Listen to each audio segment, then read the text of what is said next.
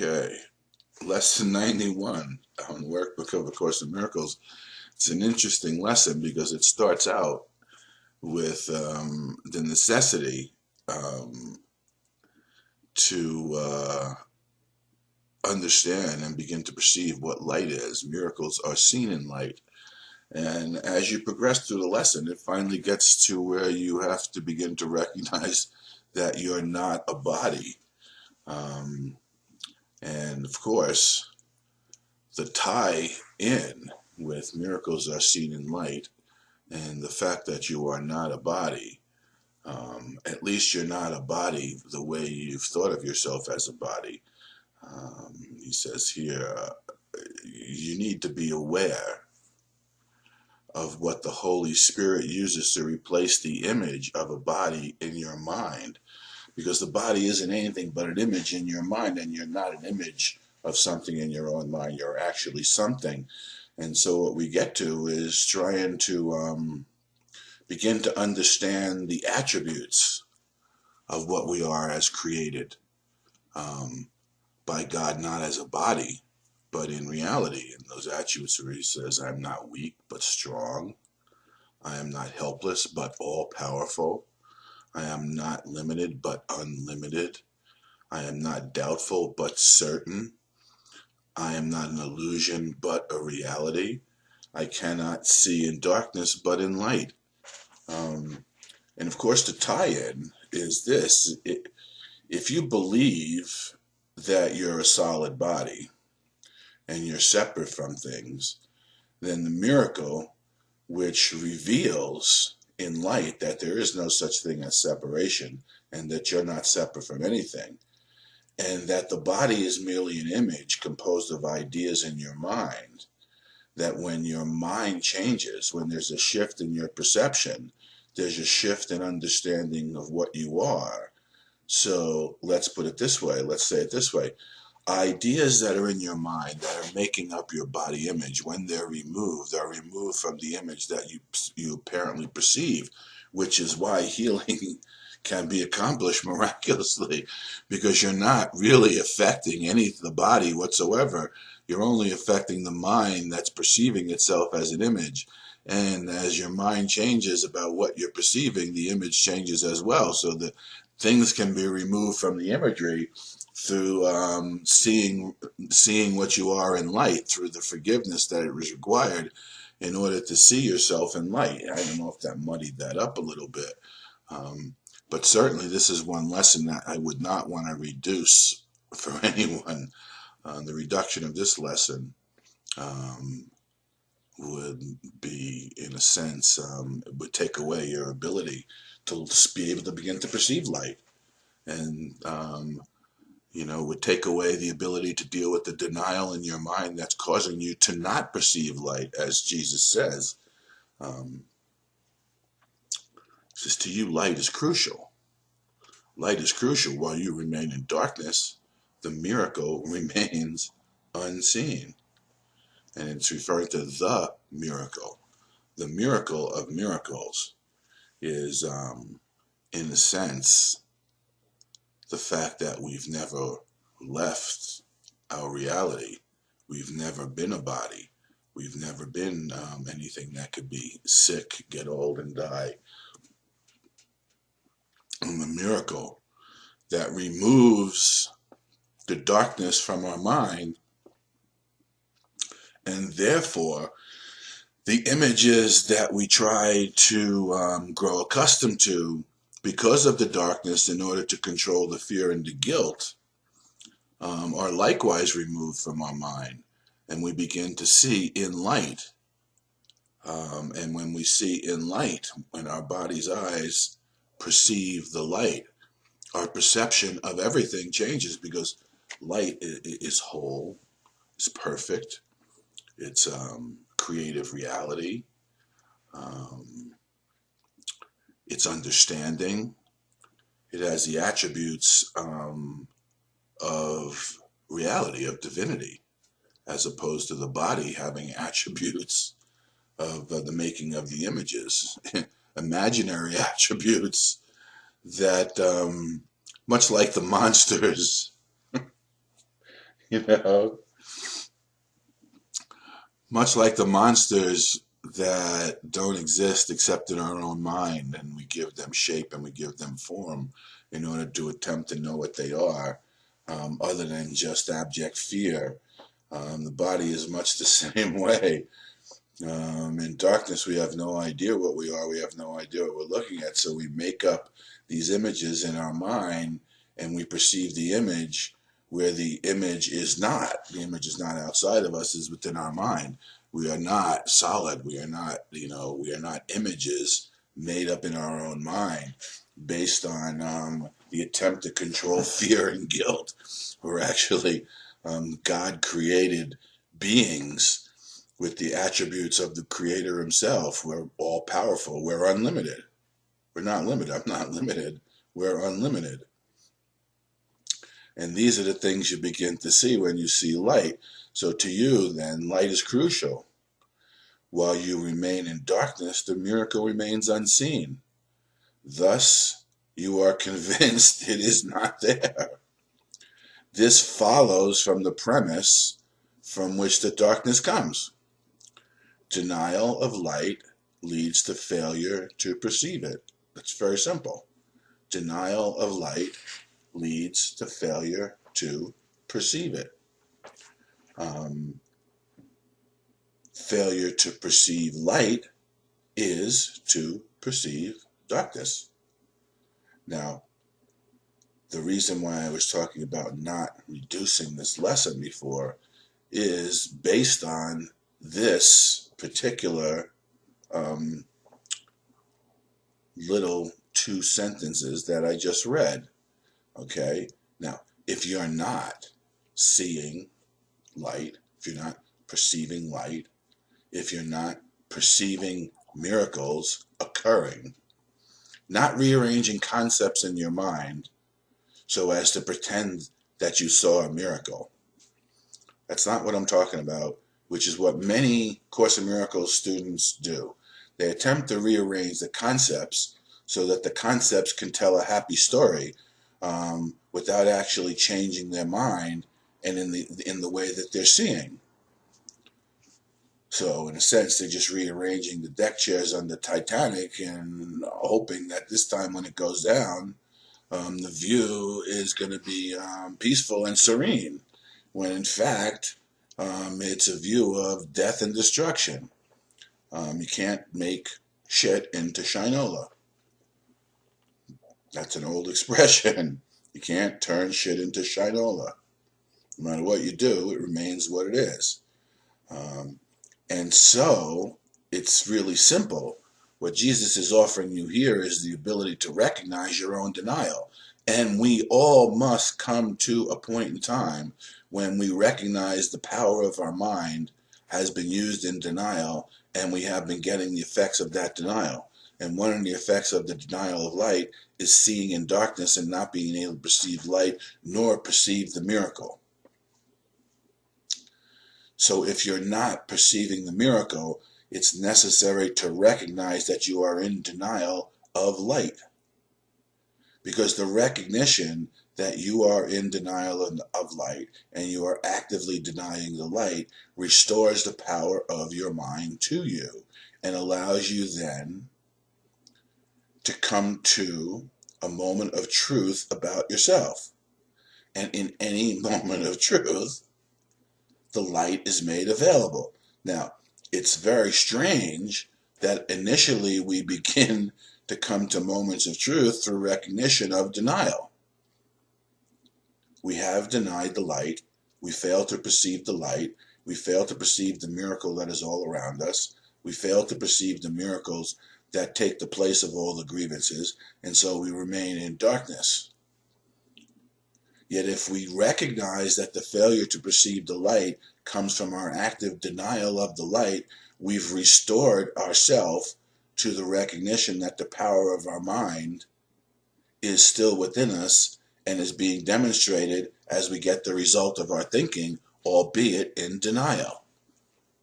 That's why I don't want this to be reduced, so that you can learn to understand the power of your mind through the receiving of the consequences of the utilization of it in a particular way. And that particular way here is called denial of the light.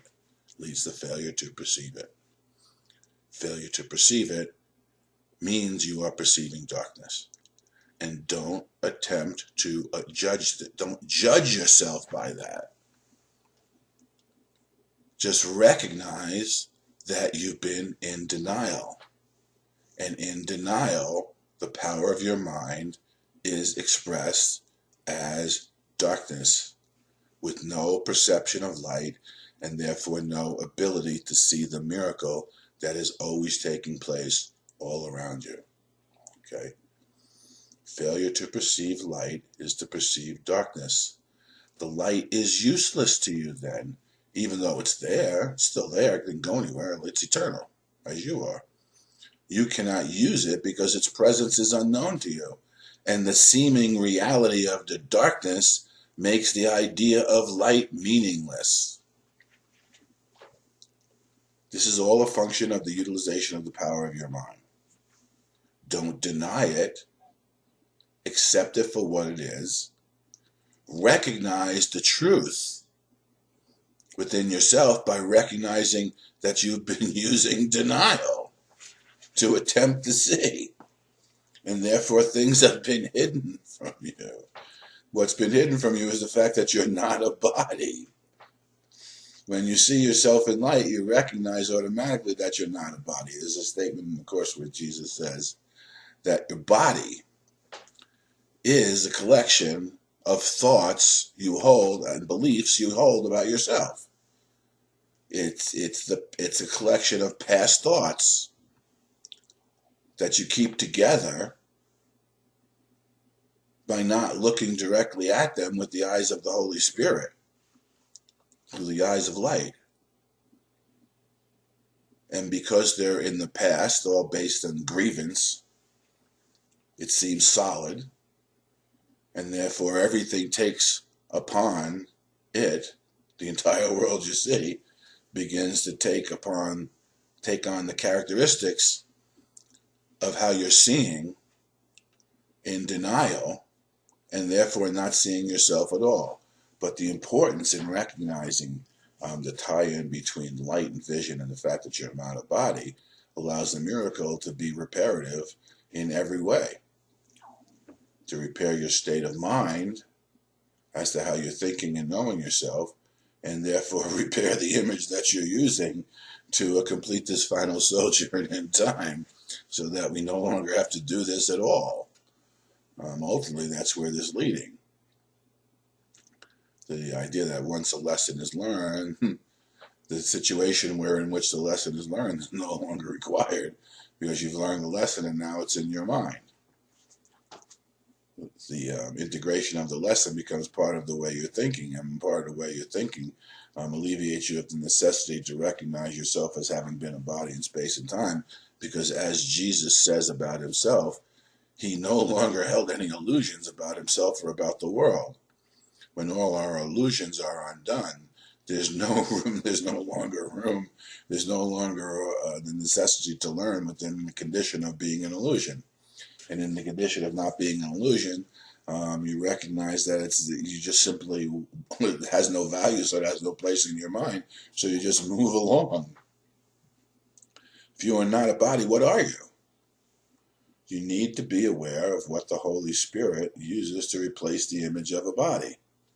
Why? Because the image that you hold of a body is so central in your thinking that you need something else for your thinking to be centered on. Central illusion. Center of the illusion. The central illusion upon which the entirety of the dream is based on is the idea that you're a body. So when we can change the centrality of what the illusion is based on and replace it with things that are true, then you no longer have the necessity for the body to be useful in your learning, and you could simply let it go. Let the whole world go where in which it was required. But you need something to replace it because your thinking is so centered on it. You need to feel something to put your faith in. as you lift it from the body, as you lift your faith from the body that you've used to identify yourself and the world in which you find yourself in as a body, in an attempt to control the fear and guilt that has been out of control in you since the beginning of time. You need to feel something, not to think something, but to feel something like you feel the body. You need to feel something to put your faith in as you lift your faith from the body. As you lift your faith from the body, you're not going to be left in midair with nothing to believe in. You're going to be given a true idea of what you are so that you can put your faith in it. So as you continue to put your faith in what is true and you get the result of what is true based on you giving faith to it, your mind will change more and more about what it is you actually are, where it is you actually are, what the purpose has been all along, and how you can simply learn the lesson. The miracle is here to teach you in its totality and be done with the necessity to utilize this kindergarten of space and time as a way to learn any longer.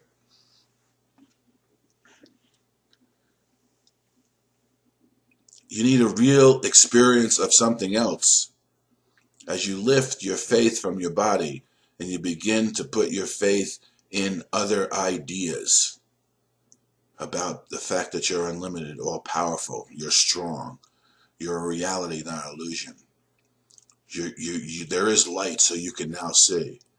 As you begin to lift your faith from the body and all of its offerings and all of its, in a sense, attributes, fleshy, solid, worthy of death in the end. As you begin to lift your faith from all those attributes, and they leave your mind as being worthy of your faith because they are no longer true to you, you need a real experience of something else, something more solid, more sure, more worthy of your faith, and really there. And what could be more solid, more sure, and more worthy of your faith than something that's eternal, infinite, total, whole, and perfect, without opposite or without opposition? Something that has no ability to confound you. If you are not a body, what are you? Ask this in honesty and devote several minutes to allowing your mistaken thoughts about your attributes to be corrected and their opposites to take their place. For example, I'm not weak, but I'm strong. You'll see how much that you've based the idea of what strength is in the relationship of your body and the ability to carry out tasks in the course of space and time. Tasks that when you preoccupy yourself with keep you from the task of hand, which is allowing the light to show you that the miracle has come. And the miracle has come to offer you salvation and your brother salvation, so that salvation of the world is complete. And we no longer need this spatial temporal reference as a means for learning, as a classroom any longer. You're not helpless, you're all powerful. So you need something else to place your faith in other than the helplessness that you've been experiencing as a body in space-time that has very few choices in it as it gets older, but to get sicker, to get older, and to get closer to dead. You are not limited, but you're unlimited.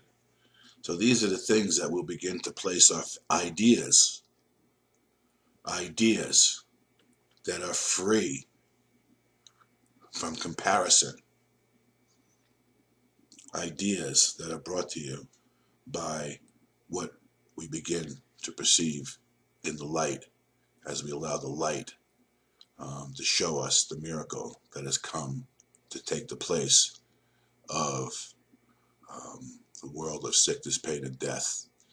And we learn to live as resurrected and in the borderland of thought.